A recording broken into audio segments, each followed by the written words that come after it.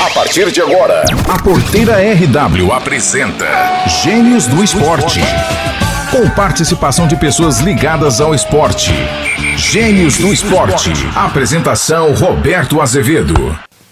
Olá, tudo bem? Muito obrigado a você que está vendo esse vídeo. Seja bem-vindo ao nosso canal Porteira Rádio Web no YouTube.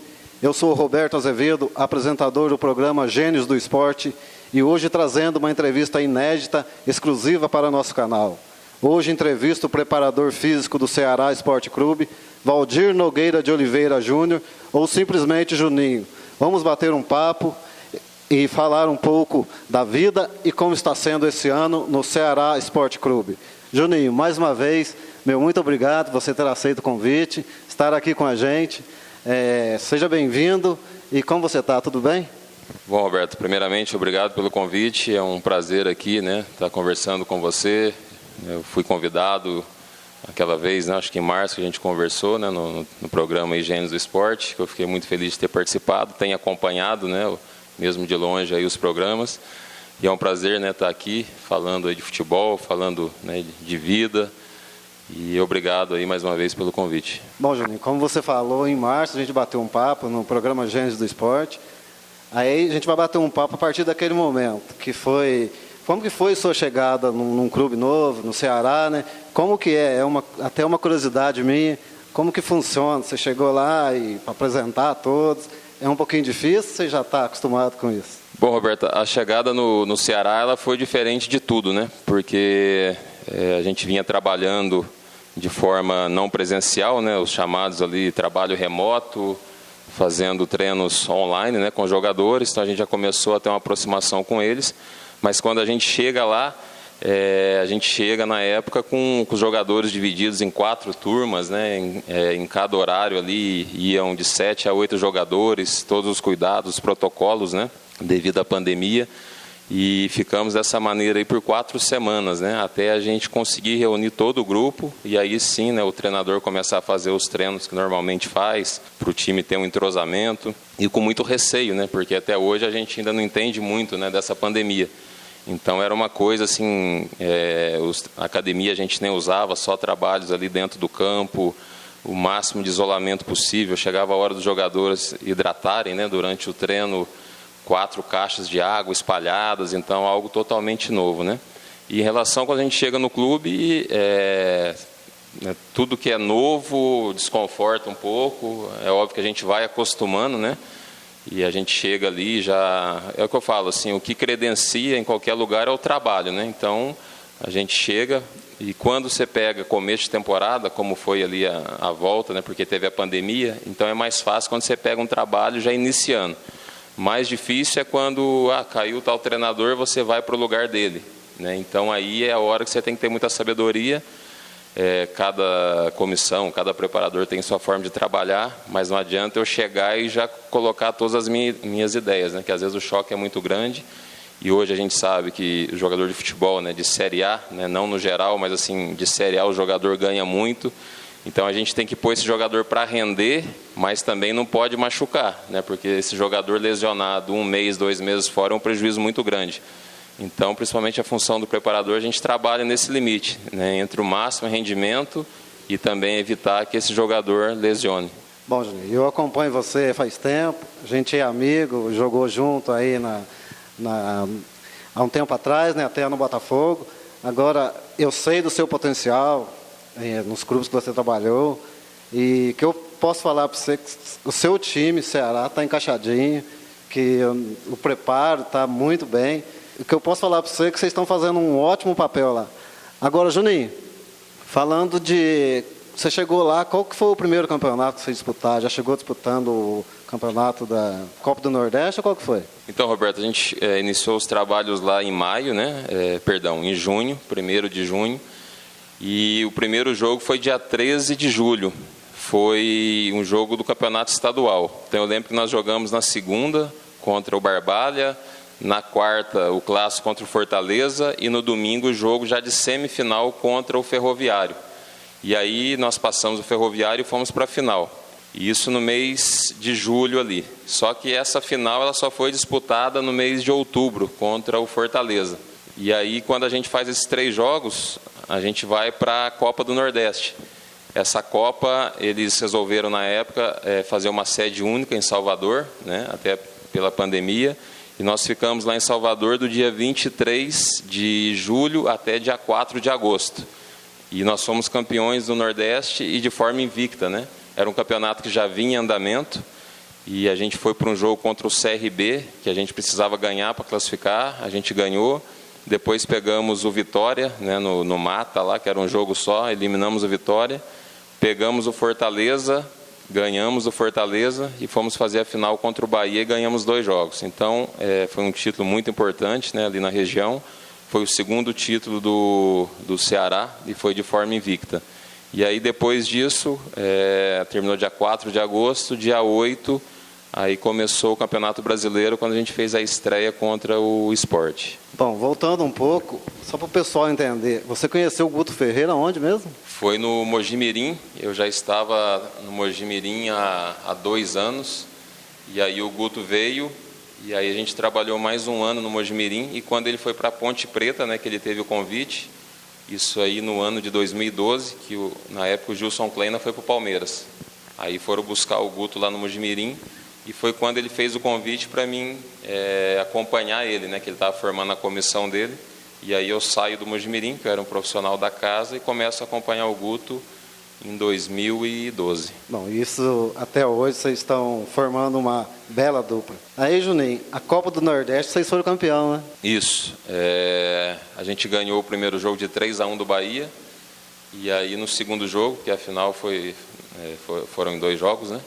E aí ganhamos de 1-0 o segundo jogo. E nós também, né, como comissão técnica, foi o segundo título nosso também. A gente tinha sido campeão em 2017 pelo Bahia. Na época foi uma final contra o Sport, né, eu lembro que a Fonte Nova lotada, um gol de Edgar Júnior. A gente tinha empatado 1-1 na Ilha do Retiro, e aí na Fonte Nova 1-0 o gol dele. Então foi o nosso segundo título também da Copa do Nordeste. Bom, depois passando algum tempo, veio a Copa do Brasil, vocês foram indo até chegar no Palmeiras, aí vocês foram eliminados para o Palmeiras. Né? Isso, a gente tira o Brusque, né, que é um time lá de Santa Catarina, por sinal, né, pelas coincidências que tem na vida aí, nós começamos o ano no Sport, fomos eliminados pelo Brusque da Copa do Brasil. Aí quando a gente passou, né, a fase ali, que foi contra o Vitória, teve o sorteio e pegamos o Brusque. A gente teve a situação da revanche. Aí tiramos o Brusque e depois no novo sorteio pegamos o Santos. Né? A gente sabia que ia ser um jogo muito difícil. Aí a gente empatou na Vila Belmiro de 0-0 e ganhamos lá no Castelão de 1-0 e eliminamos o Santos. Aí novo sorteio, pegamos o Palmeiras, mas aí foi aquele dia que jogamos muito abaixo e o Palmeiras jogou bem acima. Né? E aí eu lembro que acho que foi 3-0, o primeiro tempo estava 3 e terminou assim. Aí a gente foi, aí na missão assim, não existe impossível, mas difícil, né? Aí foi 2-2 no Castelão. A gente teve ali um pênalti duvidoso, né, que o árbitro deu. Aí foi para o VAR, aí cancelou. E a gente está perdendo de 2-0. Se tem o pênalti, converte 3-2.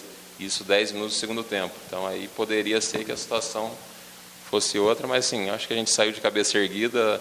Não que chegou além de onde podia, porque assim, a gente tem confiado muito no time nosso esse ano, mas aí saímos para o Palmeiras, que é um dos candidatos ao título. Bom, Juninho, aí para o Brasileirão, vocês estavam bem, de repente deu uma caída, aí teve aquela pressãozinha da torcida, a gente comentou sobre isso. Depois, com 2 ou 3 jogos, vocês começaram a subir de novo. E isso dá uma moral, né? Dá para trabalhar mais à vontade, né? Isso, o que aconteceu foi assim, a gente, no Brasileiro a gente está tendo uma campanha regular, né? Então assim, perde um jogo, já empata, ganha o próximo. A gente já teve um período de 6 jogos invictos, agora a gente está a 5, então tem sido uma campanha, graças a Deus, regular. O que aconteceu é que a gente passou o Santos na Copa do Brasil, a expectativa da torcida cresceu muito, né? E aí a gente pegou o Palmeiras e fez um jogo muito abaixo. Quando a gente pega o Palmeiras, a gente jogou em São Paulo, aí a gente já foi direto para o Sul para pegar o Grêmio pelo Brasileiro. E aí a gente perdeu de 4-2. Então juntou uma derrota de 3-0, uma derrota de 4-2 para o Grêmio, e aí veio uma certa pressão e a gente tinha a sequência de Atlético Mineiro e São Paulo em casa. Né? 2 times aí que estão brigando pelo título. E aí contra o Atlético Mineiro, antes desse jogo já teve protesto de torcida, né, mas foi um protesto pacífico, né, embora acionou policiamento e tudo, mas teve um treino antes do jogo do Atlético que a torcida foi lá protestar. E aí a gente está ganhando de 2-1, faltando 10 minutos, teve um pênalti, 2-2. Aí contra o São Paulo empatamos 1-1, mas foram 2 jogos que mesmo dentro de casa empatando deu moral. E aí a gente saiu para jogar contra Vasco e Bahia, e aí ganhamos 2 jogos, né? E isso fez que a gente desse um salto na tabela e agora normalizou as coisas de novo. Bom, Juninho, uma curiosidade de muita gente também, como que faz isso? A pandemia, como que funciona com os jogadores? É no dia do jogo, eles fazem teste, como que funciona isso? Ou é dias antes? Então, a gente estava jogando... Até mesmo com vocês, né? Não só com os jogadores. Isso, a gente estava jogando muito, né? Essa semana agora foi a primeira semana, foi a segunda semana, desde que a gente voltou da pandemia, que não teve jogo no meio de semana. Então estava tendo jogo direto. Aí o que acontecia?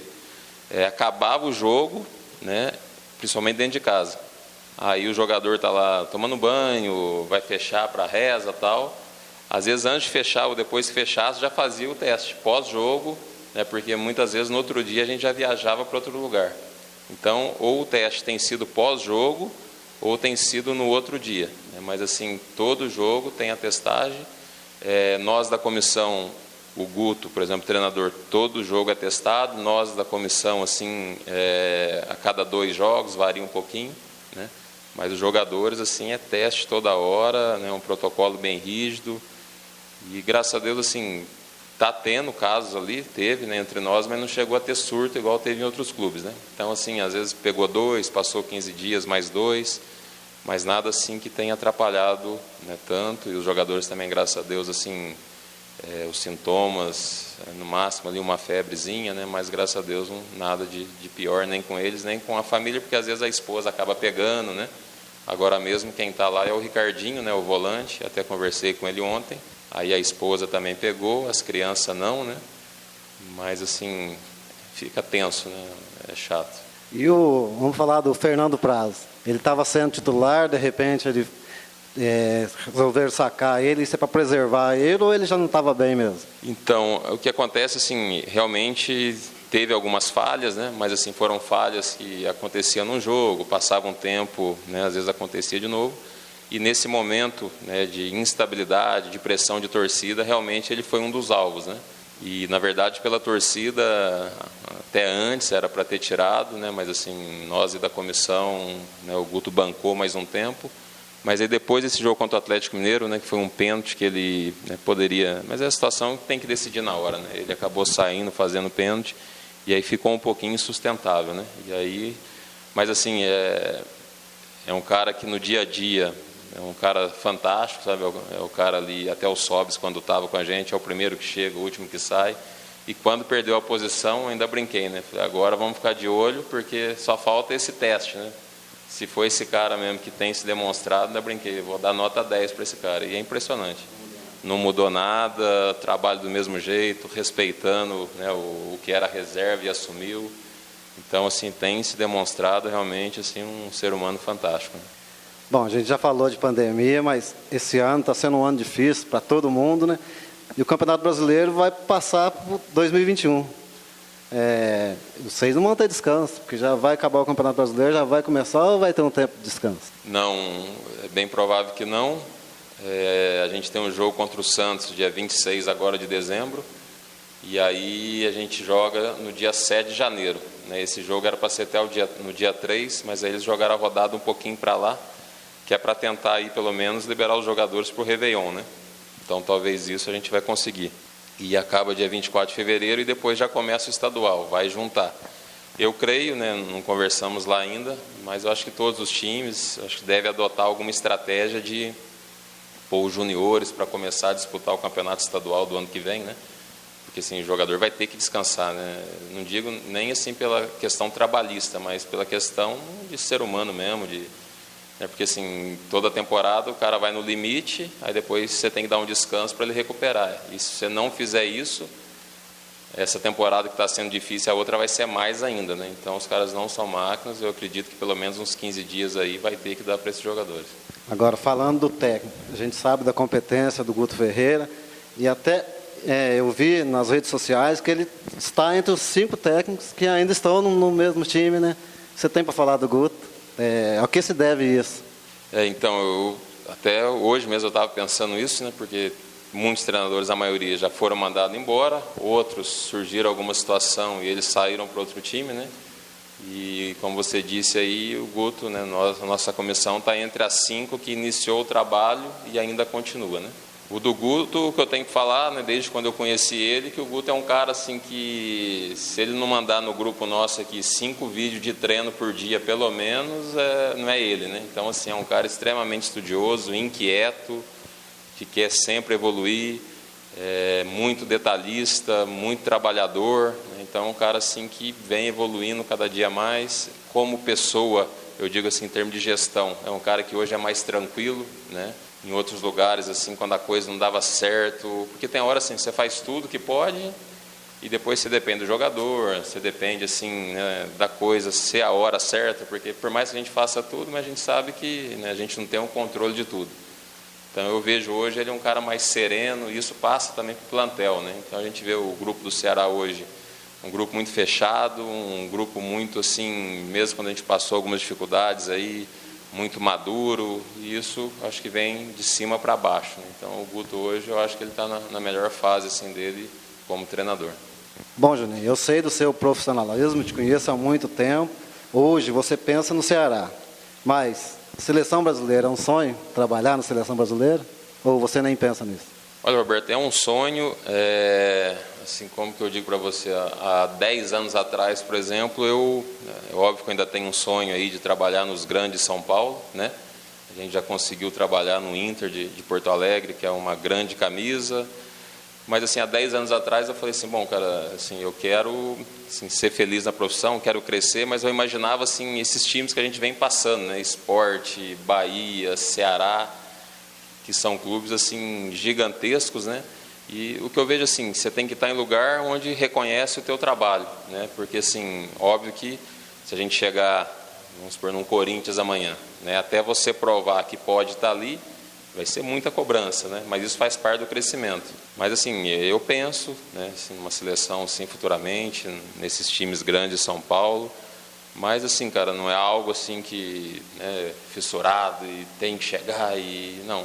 É uma meta assim que eu vejo como possível, né, que pode acontecer, mas assim, eu creio que disputando, né, a gente consolidando o trabalho numa Série A do Brasileiro, essas coisas assim, elas vão começar a vir naturalmente. Bom, eu fiz essa pergunta porque conversando com o Rodrigo Maranhão, que você conhece, ele falou sobre você, que você é um profissional. Você tem alguma coisa para falar sobre o Rodrigo? Tenho sim, e assim, se for falar tudo, eu vou lembrar de escola contra escola, né? Eu no Coronel Paiva, ele no Juvenal Brandão, a gente jogava contra, saía até faísca, né? E depois eu tive o prazer de estudar com ele, no terceiro colegial, foi ali que a gente fez uma amizade muito grande. E assim, acompanhei o trabalho dele no Oscar, em vários lugares assim, eu já indiquei ele, né? Assim, eu lembro uma vez no Botafogo da Paraíba, mas aí por situações de família, profissional, ele não foi, mas é um cara que eu tenho um respeito muito grande, é um cara assim muito dedicado, muito bom profissional, né? E uma pessoa assim fantástica, né? Assim, a gente não tem uma convivência muito grande pela, né, assim, cada um tá aí para um lado, né? Mas é um cara diferenciado, é um amigo aqui de Ouro Fino do futebol. Bom, Juninho, devido à pandemia, mais uma vez, que é o comentário do ano, né? Você e sua esposa sempre foram para... Você sempre levou ela para todos os clubes que você foi, né? Esse ano, devido à pandemia, vocês entraram num acordo e foi você e ela ficou aqui, foi isso mesmo? Isso, ela sempre, né, me acompanha em todos os lugares. E aí a gente descobriu a gravidez ali em março, né? E aí... assim, toda hora viagem de avião para lá, para cá, e aí a gente pensou na segurança dela, do bebê, né? E aí até nasceu meu filho agora, tem 10 dias, né? Até o motivo que eu estou aqui ainda em Ouro Fino. E aí nesses 6 meses longe eu consegui só vê-la em 3 oportunidades, né? Para te falar a verdade, teve vezes que eu estava perto, mas eu falei, cara, será que compensa eu ir? Né? Assim, porque embora a gente está sempre sendo testado, mas o receio de vir, né, vai que eu passo alguma coisa, graças a Deus até hoje, né, não peguei isso aí. Mas assim, um momento difícil, agora nasceu, né, a gente tem a ideia dela ainda ficar uns 3 meses aqui, até o menino tomar todas as vacinas, ela também recuperar, né? Mas assim, é uma etapa que todo mundo está tendo que passar por cima de algumas coisas, né? E aí realmente foi tem sido um pouquinho difícil isso aí. Mas se Deus quiser, logo, logo tudo vai passar e que a nossa vida volte ao normal, né? Juninho, mudando um pouco de assunto, vamos falar do árbitro de vídeo. O que você acha? Está ajudando o futebol? Eles estão errando muito? O que você tem a falar sobre o árbitro de vídeo ou o VAR?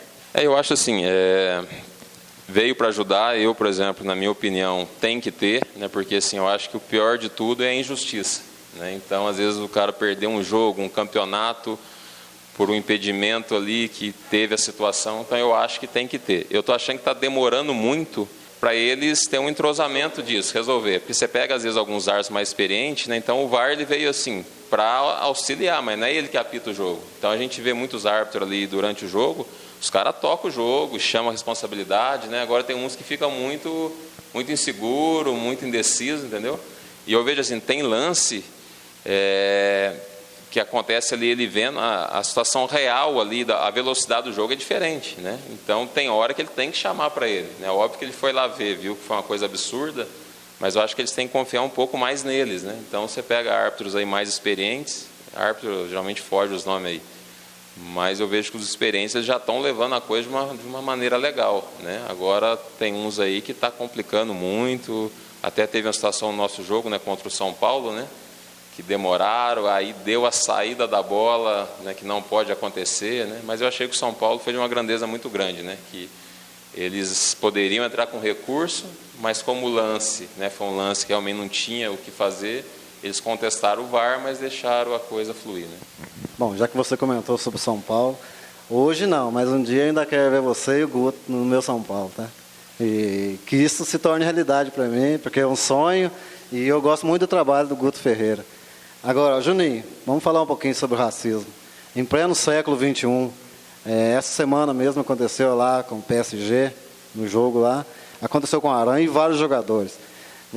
Aconteceu algum fato assim de perto com você? Você já viu, já aconteceu, você trabalhando, algum ato de racismo ou não?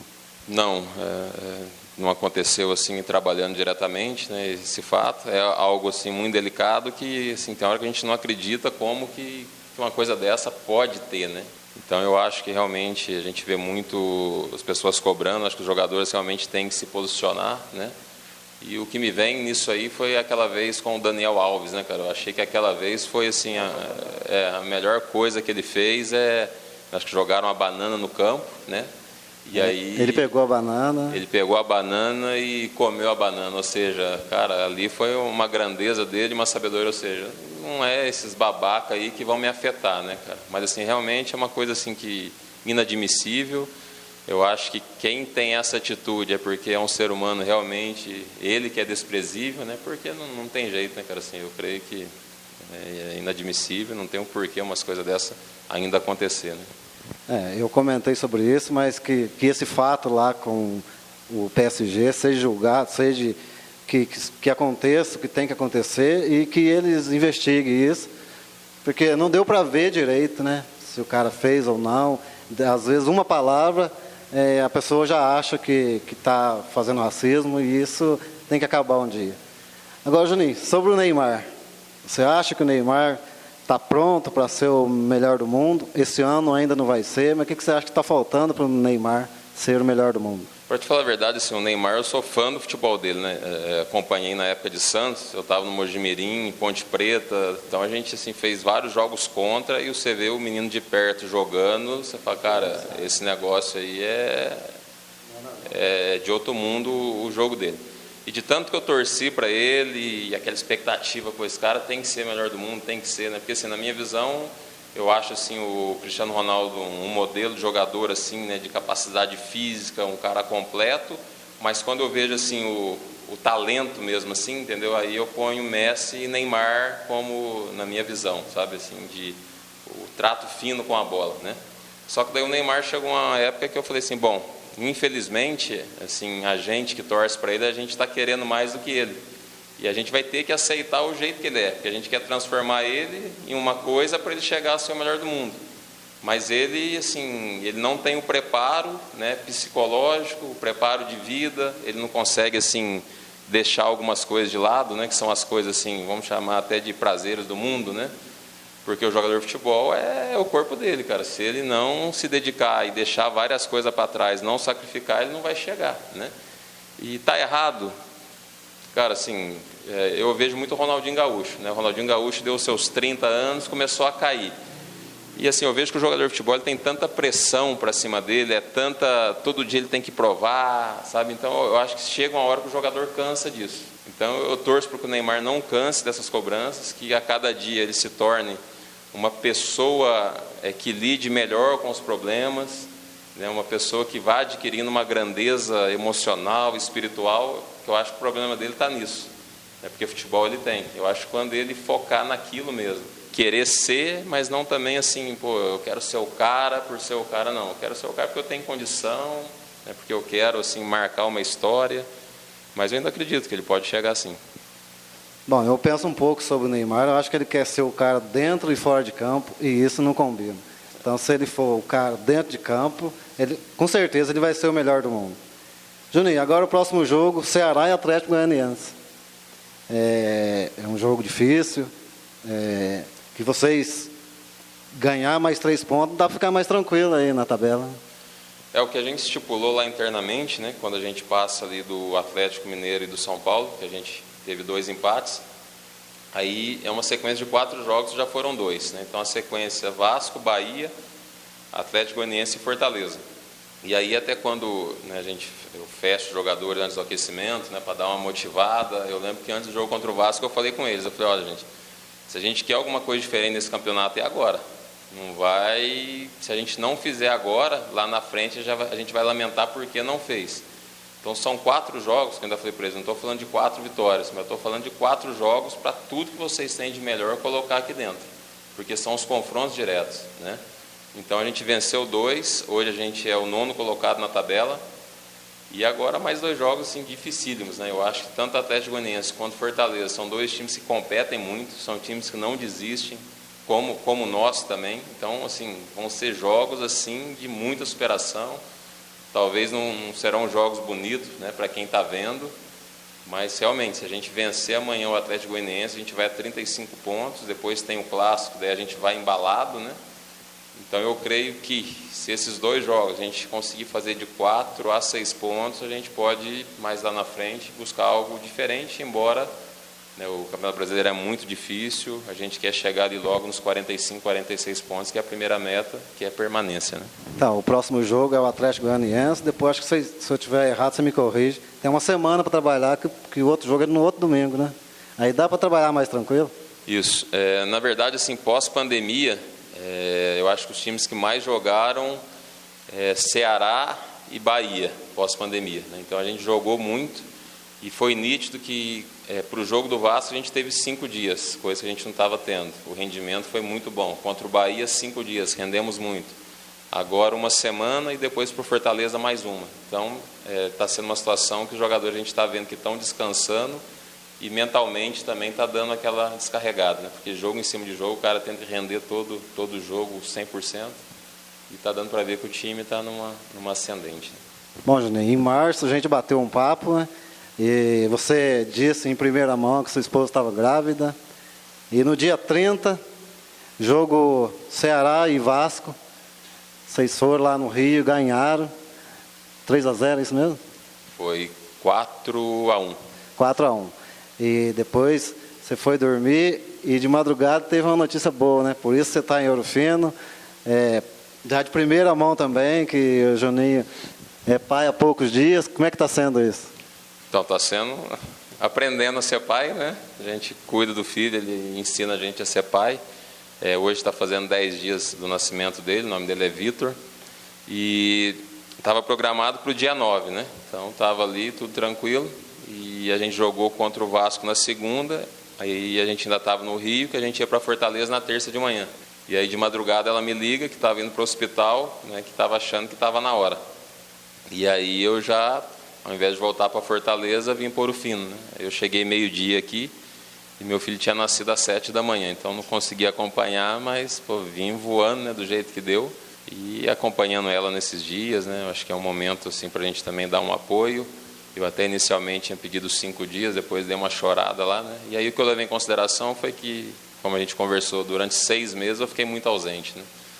Então agora eu falei, não, agora eu acho que o primeiro plano é aqui, né? Mas aí o pessoal lá entendeu e eu dei sorte que o gerente lá teve filho há pouco tempo, então os caras, não, fica tranquilo que eu sei como é, né? Falei, então, obrigado. E aí estou retornando amanhã, a ideia minha é já chegar para o jogo lá contra o Atlético Goianiense. Bom, como foi de primeira mão a sua notícia para a gente do programa Gênios do Esporte, que a sua esposa estava grávida, também foi de primeira mão para todos que estão nos assistindo, que nasceu o filho do Juninho. Juninho, vida longa seu filho. Para você, para o Guto Ferreira, que Deus abençoe vocês, que cada vez mais vocês prossigam em voo mais alto, que tudo de melhor possa acontecer para vocês. Obrigado, Roberto. Você é um cara que eu tenho um carinho muito grande, o Luiz Carlos aqui da rádio, né, que são amigos assim de longa data, que a gente já se conhece e, né, qualquer hora aí que eu tiver para Ouro Fino e quiser bater um papo, né, assim, pode chamar que a gente vem. Acho que o mais gostoso assim é falar de futebol, que é o que a gente gosta, que é a vida toda, né? E inspirar, né, assim, quem está começando, fazendo uma faculdade, né? Porque assim, hoje a gente tem grandes profissionais aqui de Ouro Fino, a gente já citou o Maranho, a gente tem o Alan que está para fora, e não só os que estão fora, né? Assim, pô, você tem muita gente boa aqui em Ouro Fino, né? Você tem o Martinho, você tem o Giovanni. Eu fiquei muito feliz e te parabenizar de ter trago o Max aqui, eu acompanhei o programa, né? O Max, assim, para a gente, na época ali de adolescência, era o cara que levava a gente para fazer teste para fora, me levou tantos outros, um cara que conhece muito de futebol, né? Eu acho que muitas vezes a gente valoriza pouco, né? Então eu acho que você ter trago ele aqui foi uma, assim, vocês foram muito bem, que é um cara que já fez muito por Ouro Fino, né? E eu acho que é isso, cara, assim, na minha época eu era mais novo, tinha o Tuco, o Burali, tinha o Cristiano Nunes, né? Então a gente via os caras brilhando lá fora. E são pessoas que, pô, você se inspira, pô, se o cara conseguiu chegar, se eu me esforçar, eu também vou conseguir, né? Então, assim, eu acho que é essa mensagem que a gente tenta passar, né? Que se a pessoa dedicar, ter fé, ter persistência, né? Porque eu acho que tudo na vida, se você não tiver persistência, você fica. Talvez você não precisa nem ser o melhor, mas você tem que persistir. Então, quando chamar, a gente está aqui. É um prazer estar falando com você e estar aqui na Porteira Rádio Web. Bom, foi até bom você falar sobre isso, aproveitando aqui o gancho, que a maioria das pessoas que a gente entrevista falam de você, falam da sua simplicidade, do seu profissionalismo e falam muito bem. Você sabe que o pessoal de Ouro Fino gosta muito de você. E até Ouro Fino é uma terra de jogadores, mas agora está sendo a terra dos preparadores físicos. Então, a gente está comentando em off aqui. Eu trabalhei na Ponte Preta e vários outros, né, trabalharam também na Ponte Preta. Então, vários amigos que eu encontro, os caras, e aí, como é que está lá? Como é que está fulano? Como é que está o ciclano? Aí os caras ainda falam que Ouro Fino, pela população que tem, eles brincam, né? Deve ser a cidade no Brasil que tem mais preparador físico, né? Então, pô, a galera levando o nome de Ouro Fino, isso aí é gratificante, né? Bom, mais uma vez, obrigado, Juninho, que você possa seguir rumos mais altos.